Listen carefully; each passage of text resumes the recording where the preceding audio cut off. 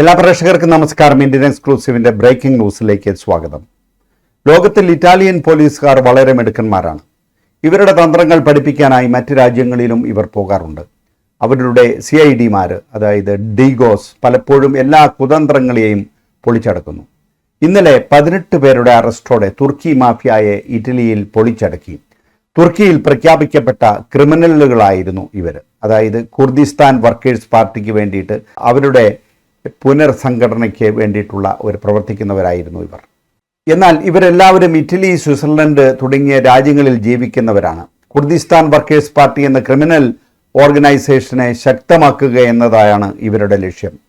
തുർക്കിയിലെ ഒരു വലിയ കമ്പനിയിൽ ബോംബ് വയ്ക്കുക എന്ന അവരുടെ പദ്ധതിയെ ഇല്ലാതാക്കി. ടെലിഫോൺ സംസാരത്തിൽ നിന്ന് അടർത്തിയെടുത്ത വിവരങ്ങളാണ് ഇതുപോലെയുള്ള ഒരു കീഴടക്കലിനും ഇവരെ കീഴ്പ്പെടുത്താനും സഹായിച്ചു. അപ്പോൾ ഇറ്റാലിയൻ പോലീസിൻ്റെ മഹത്തായ ഈ സേവനം ഇറ്റലിക്ക് തന്നെ അഭിമാനകരമാണ്. ഇക്കഴിഞ്ഞ ദിവസം വത്തിക്കാൻ മാതാവ് പ്രത്യക്ഷപ്പെടുന്ന ഒരു പ്രതിഭാസത്തെ നിരോധിച്ചിരിക്കുകയാണ്. പല സ്ഥലങ്ങളെയും ബാൻ ചെയ്തിരിക്കുകയാണ്.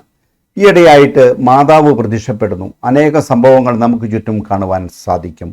മാതാവ് എന്നോട് സംസാരിക്കുന്നു. അത് ആ ഒരു വ്യക്തിയോട് മാത്രമാണ്. മറ്റുള്ളവരൊക്കെ അവിടെ പോയി മേലോട്ട് നോക്കി പ്രാർത്ഥിച്ചിരിക്കുകയാണ്.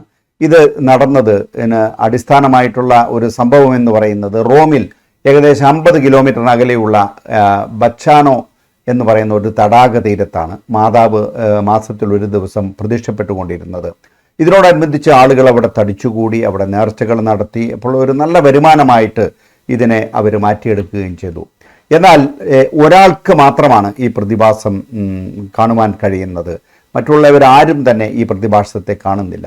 54 വയസ്സുകാരിയായിട്ടുള്ള കാർഡിയോ ഒരു സിസിലിക്കാരിയായിരുന്നു. 2013 അവർക്ക് ഒരു ബിസിനസ് ഉണ്ടായിരുന്നു. അത് കടം കയറി മൂടി 2 വർഷത്തെ ശിക്ഷയും അനുഭവിച്ച ശേഷം അവർ ഏകദേശം 5-6 വർഷങ്ങൾക്ക് മുമ്പാണ് റോമിലേക്ക് വന്നത്. ഇറ്റലിയിലുള്ള റോമിലേക്ക് വന്നത്.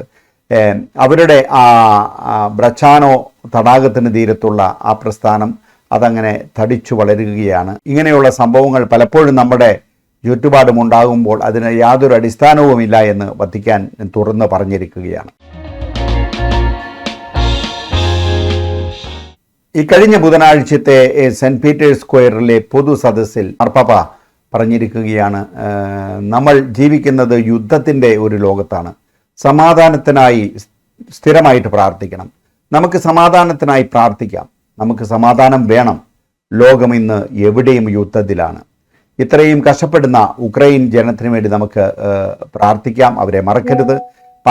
പലസ്തീൻ ഇസ്രായേൽക്കാരെ നമ്മൾ ഒരിക്കലും മറക്കരുത്. ഈ ലോകമഹായ യുദ്ധങ്ങൾ സമാധാനത്തിനായിട്ട് നമുക്ക് കാത്തിരിക്കാം. ഈ യുദ്ധങ്ങൾ ഒരു ദിവസം അവസാനിക്കും.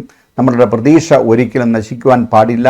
ഇതിനു വേണ്ടിയിട്ട് നമുക്ക് പ്രാർത്ഥിക്കാമെന്ന് പരിശുദ്ധ പിതാവ് എല്ലാവരോടും അഭ്യർത്ഥിച്ചിരിക്കുകയാണ്. അടുത്തത് മെയ് 26 ഞായറാഴ്ച ലോക ശിശുദിനത്തോടനുബന്ധിച്ച് സെന്റ് പീറ്റേഴ്സ് സ്ക്വയറിൽ നടക്കുന്ന ചടങ്ങിൽ ഫ്രാൻസിസ് മാർപ്പാപ്പായ്ക്കൊപ്പം ഇവിടുത്തെ ഓസ്കാർ ജേതാവായിട്ടുള്ള ഒരു കൊമേഡിയനാണ്, ഒരു ഡയറക്ടറാണ്. അദ്ദേഹത്തിന് ഒരു ഓസ്കാർ വിന്നറാണ്. അപ്പോൾ റോബർട്ടോ ബെനീനി എന്ന് പറയും. അദ്ദേഹം ഒരു മോണോലോഗ് വായിക്കുന്നത് എന്ന് വത്തിക്കാൻ അറിയിച്ചിരിക്കുകയാണ്. ഞായറാഴ്ചത്തെ മാർപ്പാപ്പായുടെ ആശീർവാദത്തിന് ശേഷം കോമിക് ഡയറക്ടറായ റോബർട്ടോ ബെനീനി ഈ പാരായണം നടത്തും. ഇത് ഒരു അത്ഭുതപൂർവമായ സംഭവമാണെന്നാണ് വത്തിക്കാൻ പറഞ്ഞിരിക്കുന്നത്. സീറോ മലബാർ സഭയുടെ മേജർ ആർച്ച് ബിഷപ്പായി തെരഞ്ഞെടുക്കപ്പെട്ടതിന് ശേഷം ആദ്യമായി റോമിൽ സന്ദർശനത്തിനെത്തുന്ന മാർ റാഫേൽ തട്ടിലും സംഘവും റോമിലുള്ള സീറോ മലബാർ സഭയുടെ പ്രതിനിധികളുമായി തിങ്കളാഴ്ച മെയ് 13 പരിശുദ്ധ പിതാവിനെ സന്ദർശനത്തിനെത്തിയ സമൂഹത്തിന് നൽകിയ സന്ദേശത്തിൽ അവരുടെ വിശ്വാസത്തിൻ്റെ പുരാതന വേരുകളെക്കുറിച്ച് സംസാരിച്ച പാപ്പ സഭയിലെ ഐക്യത്തിനു വേണ്ടി പ്രാർത്ഥിക്കണമെന്ന് അവരോട് ആവശ്യപ്പെട്ടു. തെക്കൻ കേരളത്തിന് മുകളിൽ ചക്രവാത ചുഴി, ബംഗാൾ ഉൾക്കടലിൽ ന്യൂനമർദ്ദം, മഴ തുടരുമെന്ന് അറിയിച്ചിരിക്കുകയാണ്. തിരുവനന്തപുരം 2 ദിവസം കൂടി സംസ്ഥാനത്ത് അതിശക്തമായ മഴയ്ക്ക് സാധ്യതയെന്ന് കേന്ദ്ര കാലാവസ്ഥാ വകുപ്പ്.